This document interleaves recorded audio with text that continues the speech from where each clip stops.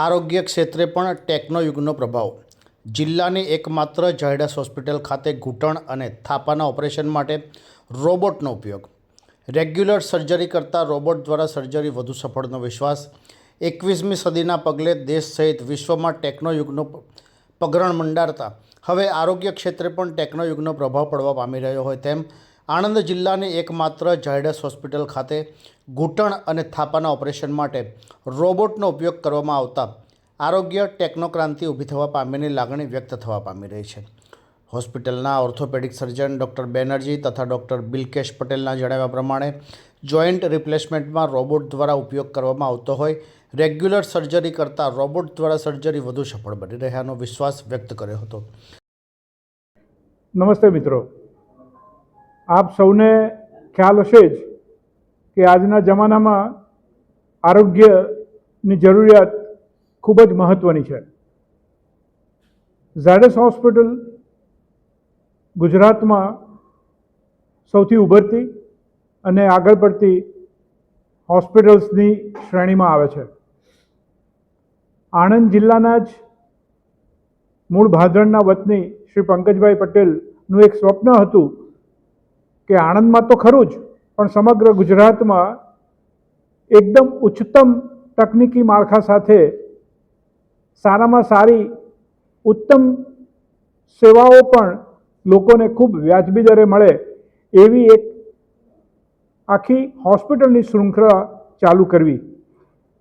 આનો શરૂઆત આણંદથી થઈ અને આણંદમાં હું ગર્વથી એટલું કહી શકું કે જે માટે લોકોને અમદાવાદ, બરોડા, બોમ્બે જેવા મોટા સિટીની અંદર તેમની આરોગ્ય જરૂરિયાત, ખાસ કરીને જટિલ સેવાઓ, આરોગ્ય સેવાઓ મેળવવા જવું પડતું હતું, તે બધું જ આજે અમારા ચેરમેન શ્રી પંકજભાઈ પટેલના પ્રયત્નોથી અને મારા ડૉક્ટર્સના પ્રયત્નોથી અમે એ આણંદમાં ઉપલબ્ધ કરાવી રહ્યા છે. હાલમાં જ આપણે વાત કરીએ મુજબ કે અમેરિકા જેવા વિકસિત દેશોની અંદર ખૂબ જ તકનીકી એડવાન્સમેન્ટ સાથેની મેડિકલ સર્વિસીસ અવેલેબલ છે. હવે એ બધી સેવાઓ આણંદમાં પણ અવેલેબલ છે. અમેરિકા અલગ અલગ વિભાગની વાત કરીએ, અલગ અલગ ડિપાર્ટમેન્ટની વાત કરીએ, એમાં સૌથી અદ્યતન માળખું ઝાયડસ હોસ્પિટલ આણંદમાં ઉપલબ્ધ છે. પછી એ હૃદયની સેવા હોય, રોગ હોય કે મગજનો કોઈ રોગ હોય, આ દરેક સેવાઓ આણંદ ઝાયડસ હોસ્પિટલમાં ઉપલબ્ધ છે, ખૂબ જ અદ્યતન તબીબી માળખા સાથે અને સંપૂર્ણ નિષ્ણાત ડૉક્ટરની સેવાઓ સાથે. હવે એમાં એક વધુ ઉમેરો થયો છે. ઝાયડસ હોસ્પિટલ આણંદમાં અમે અમેરિકન મેકનો મોકો ઓર્થો અને જોઈન્ટ રિપ્લેસમેન્ટ માટેનો રોબોટ આણંદ હોસ્પિટલમાં કાયમી ધોરણે ઉપલબ્ધ કરાવ્યો છે. આજ દિન છેલ્લા 12 વર્ષોની અંદર અમે આણંદ ઝાયડસ હોસ્પિટલમાં 72,000થી વધારે જેટલા જોઈન્ટ રિપ્લેસમેન્ટ સર્જરીઝ કરી છે અને રોબોટિક જોઈન્ટ રિપ્લેસમેન્ટની શરૂઆત આ મહિનાથી જ કરવામાં આવી છે. અને આજે 13 તારીખ સુધીમાં અમે ઓલરેડી 5 જેટલી રોબોટિક સર્જરીઝ કરી ચૂક્યા છે, જેના પરિણામો અત્યંત પ્રેરણાદાયક અને દર્દીને ખૂબ જ ફળદાયક નીવડ્યા છે. આ રોબોટિક સર્જરીના ખૂબ ઉચ્ચતમ ગુણવત્તાસભર સારવાર, જેનાથી ઇન્ફેક્શન, મુખ્યત્વે ની રિપ્લેસમેન્ટ સર્જરી એક ક્લીન સર્જરી તરીકે જાણવામાં આવે છે અને એમાં ડૉક્ટરની નિપુણતા, આવડત, ઓપરેશન થિયેટર્સ, અદ્યતન માળખું અને રોબોટ, આ બધાનો જ્યારે સમન્વય કરવામાં આવે ત્યારે ઝીરો ઇન્ફેક્શન સાથે, બેસ્ટ આઉટકમ સાથે દર્દીને ઓપરેશનના દિવસથી જ એમની મોબિલિટીની ફ્રીડમ મળી જાય છે.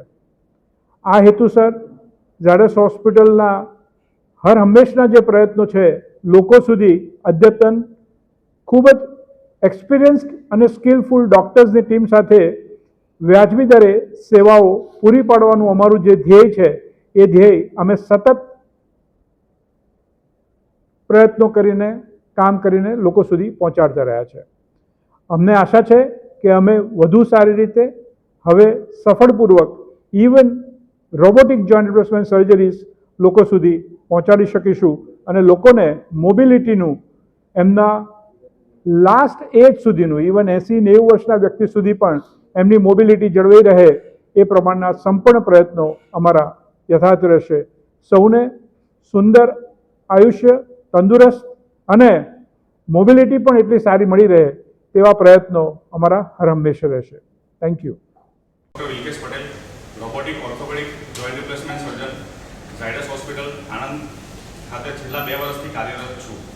મને 8 વર્ષનો ઓર્થોપેડિક સર્જરીનો અનુભવ છે અને હવે આપણે ઝાયડસ હોસ્પિટલ આણંદ ખાતે વર્લ્ડનું જે સૌથી લેટેસ્ટ રોબોટિક આર્મ છે એનાથી આપણે સર્જરી કરીએ છીએ, જેમ કે ટોટલ હિપ રિપ્લેસમેન્ટ, ટોટલ ની રિપ્લેસમેન્ટ અને પાર્શિયલ ની રિપ્લેસમેન્ટ.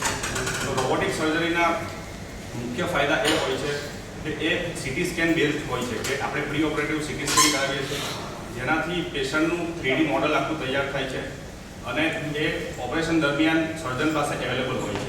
તો દરેક પેશન્ટના એક્ઝેક્ટ બોન પેરામીટર્સ પ્રમાણે એમાં અંદર સિસ્ટમમાં ફીડ કરેલું હોય છે અને એ જ પ્રમાણે આપણે ઇમ્પ્લાન્ટ પ્લેસમેન્ટ, ઇમ્પ્લાન્ટ રોટેશન, પ્રોસ્થેસિસનું એક્ઝેક્ટ લેન્થ કેટલી રાખવી, શોર્ટ કેટલું રાખવું, ઇન્ટ્રા ઓપરેટિવ આપણે જે પણ કરીએ છીએ એનું એક્ઝેક્ટ એ વેરિફિકેશન રોબોટિક સિસ્ટમથી થઈ શકે છે. અને જે દુનિયાનું સૌથી લેટેસ્ટ રોબોટિક આર્મ છે કે મેકો રોબોટિક આર્મ સ્ટ્રાઇકરનું, એ આપણા અહીંયા અવેલેબલ છે. અને અત્યારે જે સૌથી લેટેસ્ટ રોબોટિક આર્મ કહેવાય કે જે ટ્રુ સેન્સમાં રોબોટ છે એ સ્ટ્રાઇકર પાસે જ ખાલી અવેલેબલ છે અને એ વસ્તુ આપણે અહીંયા આણંદ ઝાયડસમાં અવેલેબલ છે. Thank you. ये है हलचल टीवी नेटवर्क और आप देख रहे हैं हलचल टीवी न्यूज. हर हलचल पर नजर, हर हलचल की खबर.